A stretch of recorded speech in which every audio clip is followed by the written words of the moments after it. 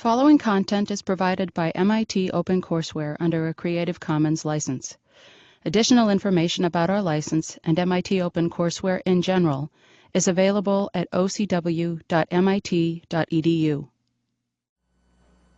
Okay, let's get started. Could I start first with the announcement of a talk this afternoon? I know your schedules are full, but I asked the abstract for the talk, I think will go up on the top of our webpage. It's exactly, it's a whole range of other applications that I would hope to get to by an expert. Professor Ronacher, his applications include optimal control, which is certainly a big area of optimization. Actually, MathWorks, we think of them as doing linear algebra, but their number one customer is the control theory world. And it totally connects with everything we're doing. Then he's also interested in adaptive meshing for finite element or other methods, how to, refine the mesh where it pays off in arrow problems, all sorts of problems. And the math behind it is this same saddle point structure, same KKT. When he says KKT equations, that's our two equations. I've been calling them sometimes Kuhn-Tucker, but after Kuhn and Tucker, it was noticed that a graduate student named Karush, also a K, had written a master's thesis in which these important equations appeared. So now they're often called KKT equations. I think Ronacher will do that. Anyway, I don't know if you're free, but it'll be a full talk in this program of computational design and optimization. I don't know if you know MIT's new master's degree program in CDO. So it's mostly engineering, a little optimization that's down in operations research, and a couple of guys in math. Okay, so that's the talk this afternoon, which will be right on target for this area and bring up applications that are highly important. Well, so I thought today my job is going to be pretty straightforward. I want to do now the continuous problem. So I have functions as unknown. I have integrals as inner products. But I still have a minimization problem. So I have a minimization problem, and I'll call it's often a potential energy. So let me use P.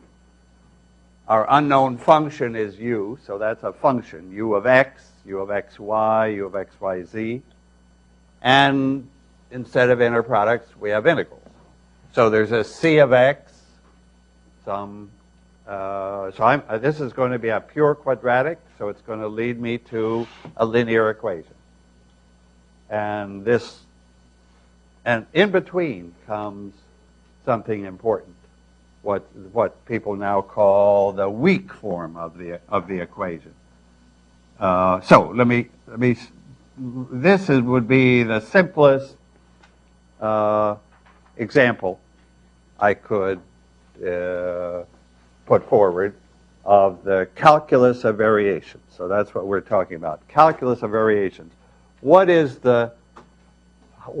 How do you locate, what's the derivative of P with respect to U somehow? That's what we have to find, and we're going to set it to 0 to minimize. And then why do we know it's a minimum? Well, that's always the second, the quadratic terms here are going to be positive. So we have a positive definite problem, and so what we find, positive definite means like things go this way, convex, and you locate the bottom, the minimum is where the derivative is 0. But what's the derivative? That's the question. And it's not even called derivative in this subject. It's called the first variation. Instead of saying first derivative, I'll say first variation. And instead of writing dp du, I'll write, where can I write it? So this is the key word. So that this is going to be the first variation. And I'm going to write it with a different d, a Greek delta, dp du. It's just sort of a reminder that we're dealing with functions and integrals of functions and so on. So it's just like change the notation and the name a little, and you, as a trigger to the memory. Okay. But this board really has a lot, has not all the details are here, of course. This is a summary of what the calculus of variations does. So it takes a minimization problem. So I'm looking for a function u of x. And always, since we're in continuous problems, we have boundary conditions. So as always, those could be like, let me imagine that those are the boundary conditions. So I would call those like essential conditions. Every function that's allowed into the minimum has to satisfy the boundary conditions. So it's a minimum over all u with the boundary conditions, with those boundary conditions, right? There are two kinds of boundary conditions, and maybe I'll postpone thinking about boundary conditions until I get the equations, the differential equation inside the interval. So all these intervals go from 0 to 1. I won't put that. So we're in 1D. Okay. So how do you find the function u of x? That stands for du dx. And so the given data for the problem is some load, some source term f of x, which is going to show up on the right-hand side, and some coefficient c of x, which is going to show up in the equation. And they depend on x in general. And many, many, many physical problems look like this. Sort of steady state problems, I would say. I'm not talking about Navier-Stokes, fluid flow, convection. I'm talking about static problems, first of all. Okay. So here's the general idea of the calculus of variations. It's the same as the general idea of calculus. How do you identify a minimum in calculus? If the minimum is at u, you perturb it a little by some delta u that I'm going to call v to have just one letter instead of two here. And you say, okay, if I look at that neighboring point u plus delta u, my quantity is bigger. The minimum is at u. So we're remembering calculus here. I guess I'm saying, I've written that here. Compare u with u plus v, which you could think of as u plus delta u. This is like v is, you might think of as a small movement away from the best function. In calculus, it's a small movement away from the best point. So let me draw the calculus. So but if you think of this blackboard as being function space instead of just a blackboard, then I'm doing calculus of variations. But let me just do calculus here. So there's the minimum at u. And here's u plus v near it. Could be on this side, or it could be on this side. Those are both u plus v. Well, you maybe want me to call one of them u minus v. But the point is, v could have either sign. I'm looking at minimum sort of inside, where I can go to the right or the left. Okay. So what's the deal? Well, the point is then, at that point, or at any of these other points, p of u plus v is bigger than what it is at the minimum. That tells us that u is the winner. Okay. Now, how do we get an equation out of that? Okay, calculus comes in now. We expand this thing. This is some small movement away from u. So we expand it. We look at the leading term. So that, well, of course, the leading term is p of u.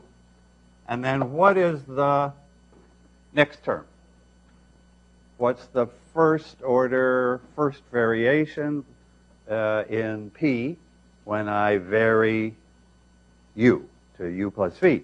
Well, if the whole point of calculus, actually, the central point of calculus is that this is some function that we call p prime of u times v, right?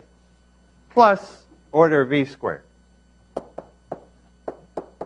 And when v is small, v squared is very small. So what's our equation? Well, if this has to be bigger than p of u, I could just cancel p of u. So this thing has to be bigger or equal 0 now. I've squeezed it in a corner, but since it's calculus, we kind of remember it. Also, you know, it's easy to learn calculus without and forget the main point. So this has to be greater or equal 0. Now, this is going to be, if v is small, this is going to be very small, so it won't help. So this thing had better be 0, right? That had better be 0. Because if it isn't 0, I could take v of the right sign to make it positive, and take v small, so that this would dominate this, and I would, maybe I wanted to take v of the right sign to make that negative anyway. I need p prime of u to be 0. So that's what I end up with, of course, as everybody knew, that p prime of u had to be 0. Okay. So in that tiny picture, I've remembered what we know. And now let me come back to what we have to do when we have functions. Okay. So what happens? I compare p of u is now a function, u of x, with p of u plus v. So I plug in u plus v. I compare with what I get with only u. And what's the difference? I look at the difference. And the difference will have a linear term, right? From u prime plus v prime squared. And then I'm going to take away the u prime squared because I'm going to compare the two. So what's left? There will be a 2u prime v prime. I'm maybe just being lazy here and asking you to do it mentally, and then I'll do it a little better. So the difference in this comparison is a 2u prime v prime times c, and the 2's cancel. There's the difference right there. And what's the difference over in this term? Well, I have that term, and then I have the same term with u plus v, and then when I subtract, I just have the term with v. So this is the dp du. That has to be 0 for every v. And now I'm really saying the important thing. This weak form says that it is like saying this has to be 0 for every v. And then, of course, in this scalar case, it was like a very small step to decide, well, if this is 0 for every v, then that's 0, which is the strong form. Are you with me? So we have a minimum problem, minimize p. We have a weak form, the first variation, the first derivative, the first order term has to be 0 for every v. And then, if it's 0 for every v, that forces the derivative to be 0. And that's the strong form. Okay. Now over here, it's a little took more space. But the ultimate idea is the same. We looked at p P of u plus v compared with P of u, subtracted, looked at the linear term, and there it is, the first variation. That has to be 0 for every v. I'll just mention boundary conditions now, as long as we're at this weak form. And don't think of this weak form as just some mathematical nonsense to get to the differential equation, because the weak form is the foundation for the finite element method, all sorts of discrete methods, discretization methods will begin with the weak form, the weighted integral form, rather than the strong form. Okay, I was just going to say a word about boundary conditions. What are the boundary conditions on V? What are the boundary conditions on V? These you could say, V stands for a virtual displacement. Virtual meaning, kind of we're just imagining it. It's a displacement that we can imagine moving by that amount. But the whole point is the nature picks the minimum there. Okay, what's the boundary condition? Well, all the candidates have to satisfy these boundary conditions. So I have to have u plus v at 0 also has to equal a. And u plus v at 1 also has to equal b, if I took these simple boundary conditions. So by subtraction, I learn the boundary conditions on V. When I say all V, I mean V of 0 has to be what? 0. And V of 1 has to be 0. When we had those boundary conditions. Different problem could bring different boundary conditions, of course. But these are the simplest. Okay. So when I say all V, I mean every function that starts at 0 and ends at 0 has to be, is a candidate in this weak form. And I have to get the answer 0 for all those functions. Okay. And now somehow I want to get to this point, the differential equation. And why don't we give it the name that everybody, the two guys' names, Euler-Lagrange, well, pretty famous names. This is the Euler-Lagrange equation.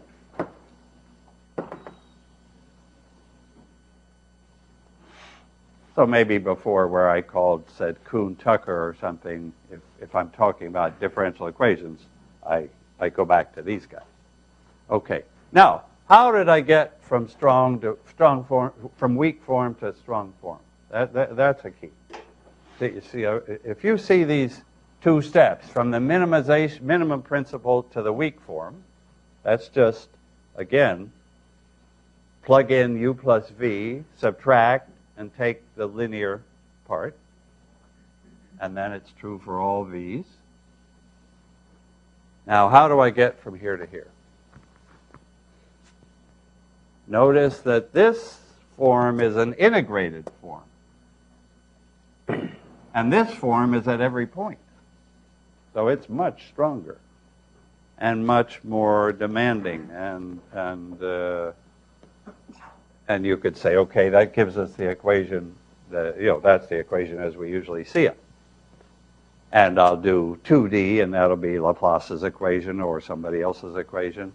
But minimal surface equation, all sorts of equations, everything, all sorts of applications, including this afternoon's lecture. Okay, how to get from here to here? Well, there's one trick in this whole, in advanced calculus, actually. The most important trick in advanced calculus is integration by parts. Well, we use those words, integration by parts, in 1D here. So I'll do that. We use maybe somebody else's name, Green's formula or Green's theorem or Green-Gauss or the divergence theorem or whatever in more dimensions. But 1D, I just integrate by parts. Do you remember how integration by parts goes?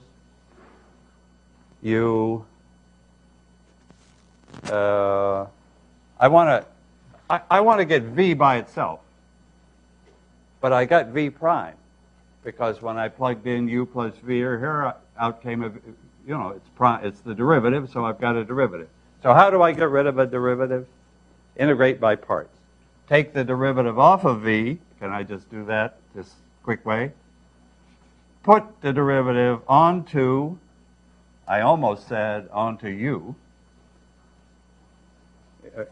I'm doing integration by parts and saying how important it is, but not writing out, you know, every step.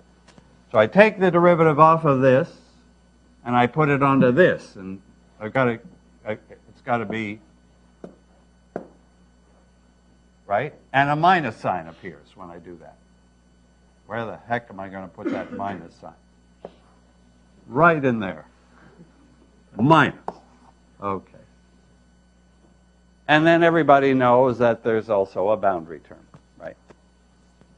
So I have to squeeze somewhere in this boundary term. So now that I've done an integration by parts, the boundary term will be the v times the cu prime at the ends of the interval. I think that's right.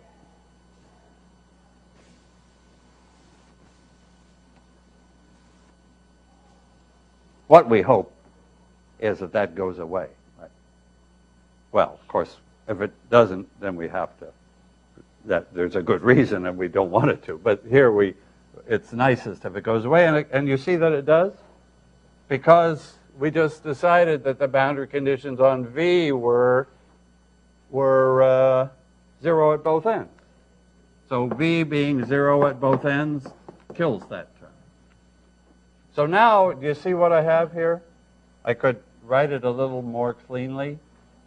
But the whole point is that the V, I now have V there and I have V there, so I can factor V out of this. I just put it there. That was a good move. And this minus sign is still in here. So I now have the integral of some function times V is 0. That's what I'm looking for. The integral of some function, some stuff, times V, and V can be anything, is 0. And what happens now? This integral has to be 0 for every V. So if this stuff had a little bump up, I could take a V to have that same bump, and the integral wouldn't be 0. So this stuff can't bump up, it can't bump down, it can't do anything. It has to be 0, and that's the strong form. So the strong form is, with this minus sign in there, minus the derivative. See, an extra derivative came on to the cu prime because it came off the v, and the f was just sitting there in the linear, in the no derivative. Are you? So do you see that pattern? You may have seen it before, but calculus variations has sort of disappeared as a subject to teach in advanced calculus.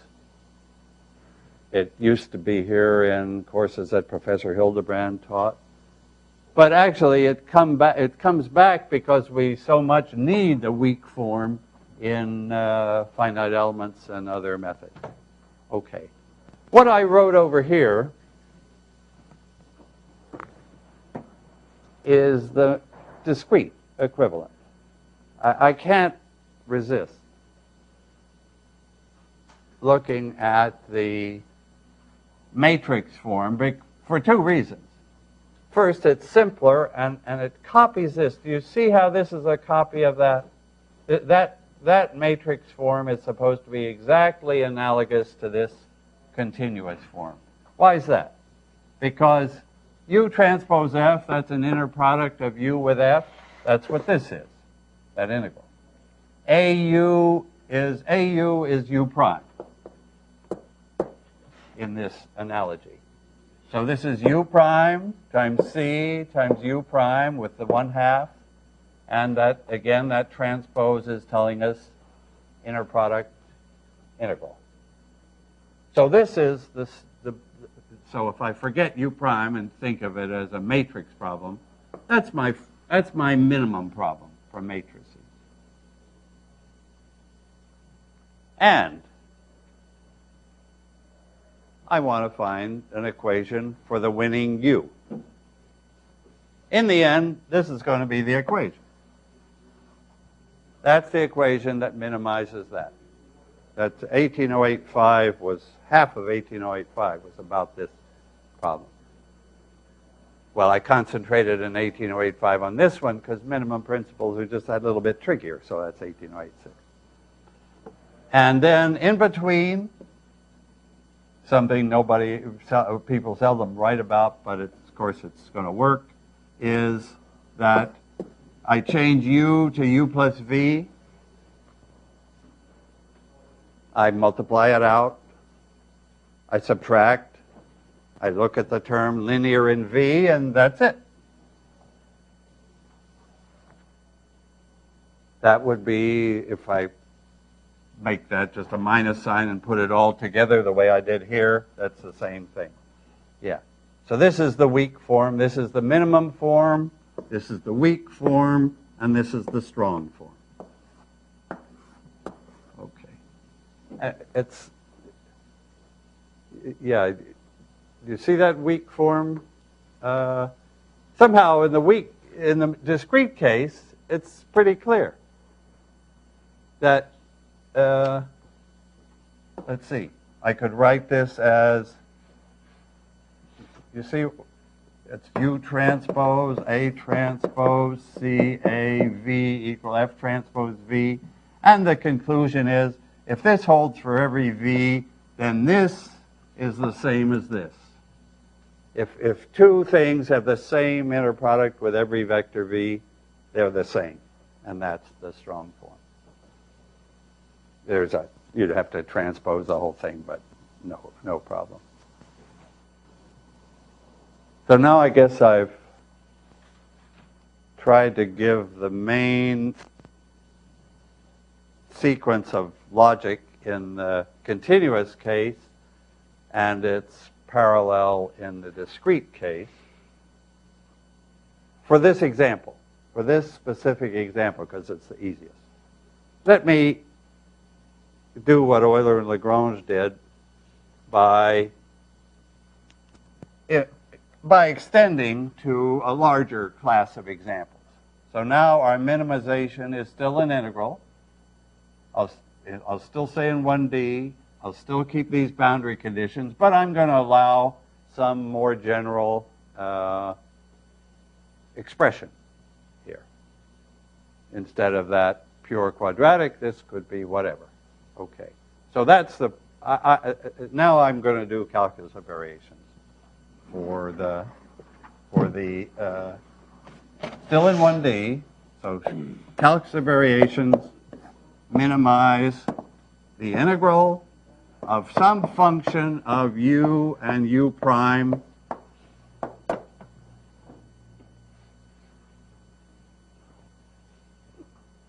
with the boundary conditions, and I'll keep those nice so that integral is still 0 to 1, and I'll keep these nice boundary conditions just to make my life easy. So that will lead to v of 0 being 0 and v of 1 being 0. Yeah.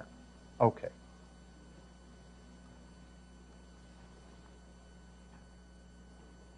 All right. What do I have to do?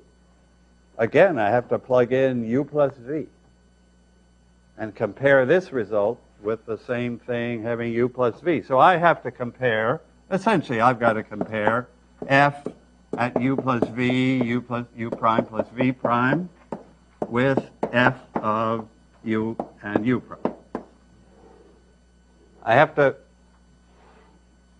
find the leading term in the difference. And I'm going to do it, so I'll just find that leading term, and then will come the integral. But but the first job is really the leading term, and it's calculus, of course. Okay, now can we do that one? So it's pure calculus. What's the expression for the, I have a function of two variables. There's a function of u and u prime. Actually, I did here. I had a u prime there and a u there. So now I've got, so I'm going to, once I write it down, you're going to say, sure, of course. I knew that. Okay, so I have a function of two variables, and I'm looking for a little change. Okay, so a little change in the first argument produces the df, the derivative of f with respect to that first argument, times the delta u, which is what I'm calling v. That part, that's the part that the dependence on u is responsible for. Now there's also a dependence on u prime. So I have the derivative of f with respect to u prime times the little movement in u prime, which is v prime. And then I can't leave it with an equal there because that's only the linearized part, but that's all I really care about. This is order of v squared and v prime squared. Higher order, which is not going to, when I think of v as small, v prime as small, then the linear part dominates. Okay. So can you see what dp du is now? Now I've got to integrate. I integrate this, that very same thing, this, dx. And that has to be 0 for all v. You don't mind if I lazily don't copy that into the... That's the weak form. This was the minimum form. Now I've got to the weak form. This is the first variation. The integral of the change in f, which has two components, when there's a when there's a little change in u.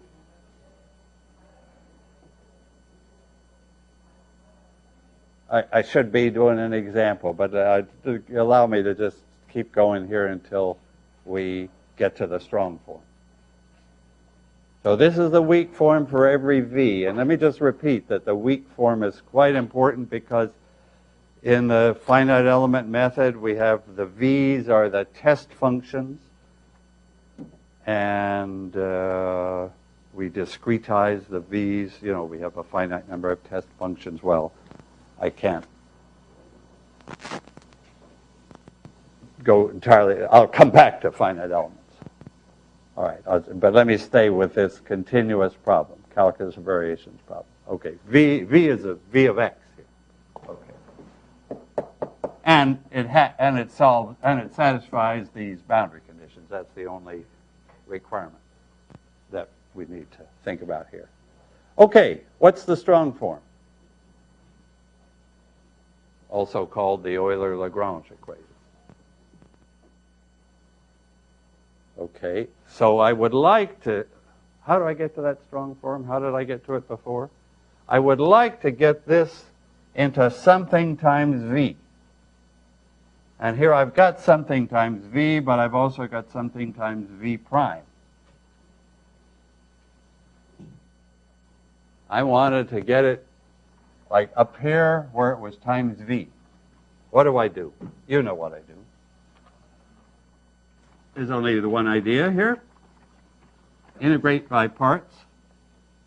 So I have the integral Well, df du v was no problem. That had the v that I liked. But it's this other guy that has a v prime, and I want v. So, doesn't take too much thinking. Integrate by parts, take the derivative off of v, get a minus sign, and put a derivative, can I do it with a prime, but I'll do better below, onto this. And then there's a boundary term, but the boundary term goes away because of the boundary conditions. So, well, so now I have the v. Now I can, can I make it on this board? There's the df du multiplying v, and then there's the minus. This is the derivative, d by dx, of df du prime. Now all that is multiplying v and giving me the integral 0. I promise to write that bigger now. But again, the central point was to get the linear term times v. That's always the main point. And then what's the conclusion? What's the Euler-Lagrange equation? This integral is this quantity times v, and v can be anything. And I got to get 0. So what's the equation? That stuff in brackets is 0. That's the Euler-Lagrange equation. Finally, let me just write it down here. Euler-Lagrange strong form. In this general problem, it would be df du minus d by dx of df du prime equals 0. Would you like me to put on what if f happened to depend on u double prime, it would be a plus. This would be what would happen, just so you get the pattern, equaling 0. So I've gone one step further by allowing f to depend on curvature and writing down what the resulting term would be in the Euler-Lagrange equation. And could you figure out why it would be that? Where would this thing have come from? It would have come from, there would have been a df du double prime times v double prime in the weak form. And then I would have done 2 integrations by parts, 2 minus signs making a plus, 2 derivatives moving off of v and onto the other thing, and it would give me that, all times v, but now I've got everything times v. It's true for every v, so the quantity has to be 0. That's the Euler-Lagrange equation, strong form for 1D problem.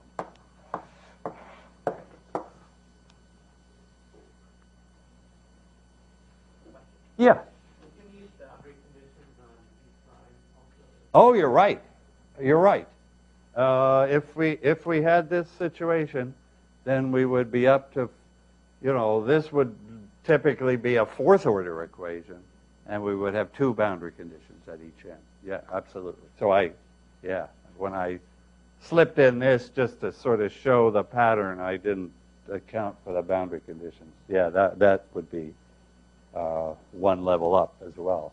Yeah, yep, exactly. And nature, well, fortunately, we don't get many equations of higher degree than 4. So this would be like the beam equation. The parallel to that would be a beam equation, or a plate equation, or a shell equation, God forbid. In shell theory, they're incredibly complicated, but because they're on surfaces. But the pattern is always this. Yeah, yeah.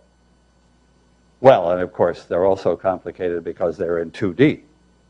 So maybe I should say a little bit. Could I maybe write? I'm trying to do a lot today, but trying to do kind of the formal stuff today. So another step in the formal stuff would be to get into 2D, which I haven't done. So let me say what a 2D, what would be the famous 2D problem that leads to Laplace's equation? So 2D, what would I minimize? Just to show you.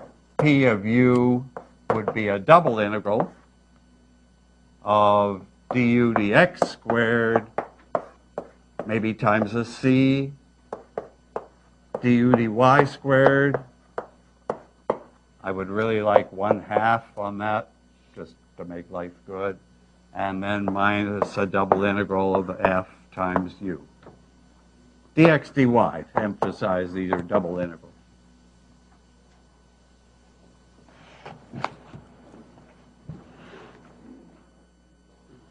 Yeah, that's a very, very important problem. Many people have tried to study that. Euler and Lagrange would produce an equation for it. And you might say, okay, solve the equation, that finishes the problem. But mathematicians are always worried, is there a solution? Is there a minimum? So I'm dodging the bullet on that one. You know, when I say minimize over all functions u, I could create problems where where worse and worse and worse functions got closer and closer to a minimum, and there was no limiting minimizer. I won't do that. Just this is a problem that works fine. And what happens to it? Well, should we try to do the same weak form?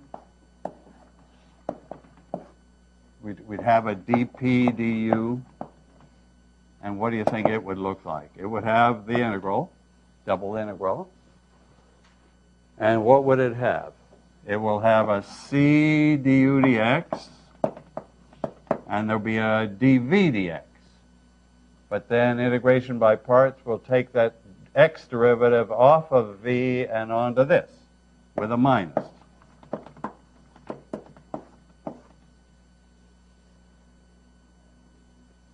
That did it fast, did it way fast. But then out of this thing will come, if I look at the v term, there'll be a dv dy, and I take that y derivative off of that and onto this.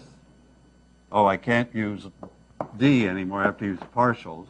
D by dy of c du dy. And then the f is just sitting there. And that, oh, it's all multiplied by v, dx dy I didn't put yet, equals 0 for all v.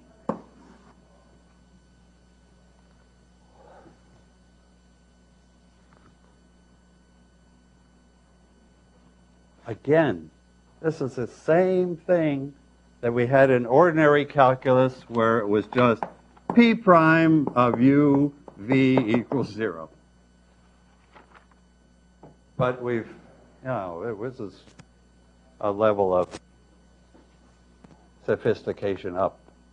It's producing differential equations, not scalar equations. Okay, so what's the deal? I've done the integration by parts, so I've got everything multiplying a v. So what's the strong form?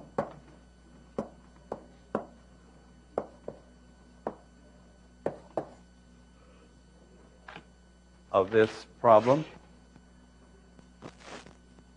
Well, if this integral has to be 0 for every v, then the conclusion is that this stuff in the brackets is 0. That's always this stuff. That's the strong form. So that's Laplace's equation, or actually Poisson's equation, because I have a right-hand side f of x. Yeah. Yeah. So those are the mechanics. Now, what what else comes into the calculus of variations? So you've seen the pattern here. There's one important further possibility that we met last time, which was constraints. We're dealing here with a pure minimization. You know, I didn't impose any side conditions on U except maybe the boundary condition. But, so let me give you an example which, yeah, I'll just close with an example that I'm going to follow up, and it's going to have a constraint. And so it'll look like the original problem, but, well, there'll be 2U. So can I try to get it right here? So my minimization, my unknown will be have two components, U1 and U2. So I'm going to have, and it'll be in 2D actually. And it's going to, what I'm going to produce here is called the Stokes problem. And I'll study it next time, so if I run out of time, as I probably will, that's part of the plan. Okay. So it's Stokes and not Navier-Stokes.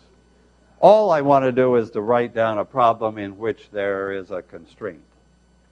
So I write it as a minimization, say dv1, d, oh, probably all these guys are in here, dv1 dx and dv1 dy and dv2 dx and dv2 dy. Sorry about all this stuff. And probably an f1 v. Oh, I've written v because my mind is saying that the usual notation, I should be writing u because that would fit with today's lecture. It's a velocity, and that's why many people call it v, and then they have to call the perturbation some w. Maybe. Okay, f1 u1, f2 u2, all that stuff. No problem. That would lead to Laplace's equation, just the same, Poisson's equation. But I'm going to add a constraint. This u1, u2 is a velocity, despite the letter. And I want to make the material incompressible. I have flow here, and it's like flow of water, probably incompressible. So incompressible means that dv1 dx plus dv2 dy is 0. So that's a constraint.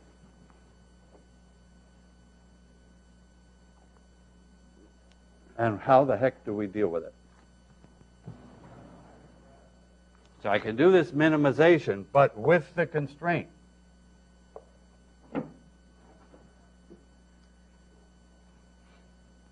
So all this stuff I'm totally cool with now. That would just be calculus of variations. That would get me the dp du, but I have to account for the constraint. So how do you account for a constraint? You build it into the problem with a Lagrange multiplier.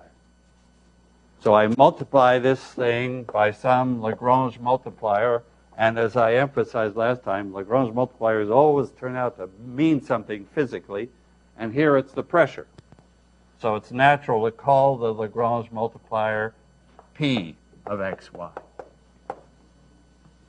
And I build that in. So I subtract the Lagrange multiplier times this thing that has to be 0. That gets in the problem. And now my function is now depends on u and the pressure.